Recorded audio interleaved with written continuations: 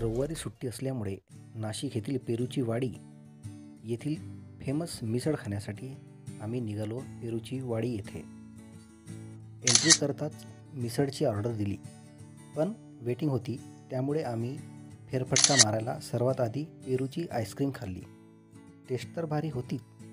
नंतर छोट्याशा पुलावरून पक्ष्याच्या वाडीकडे गेलो.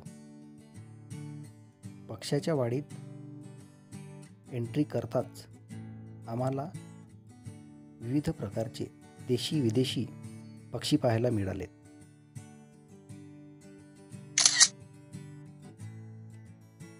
एक भला मोठा इमूसुद्धा पाहायला मिळाला.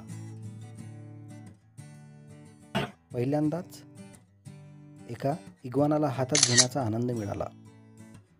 इग्वाना अगदी माझ्या हातावर शांत बसलेला होता. खरी मजा आली ती म्हणजेच पोपटांच्या वेगवेगळ्या जाती पाहून आणि पोपटांना हाताळायलाही खूप मजा आली.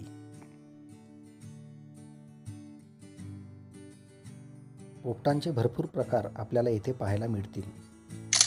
पक्ष्याबरोबर खेळून बाहेर निघालो तर लहान मुलांसाठी एक किड्स झोन स्पेशल होता. तिथे लहान मुलांसाठी भरपूर प्रमाणात खेळणे उपलब्ध आहेत. अर्शचं मनसोक्त खेळून झाल्यानंतर लगेचच आम्ही चमचमीत मिसळचा आस्वाद घेतला आणि पेरूच्या वाडीचा निरोप घेतला.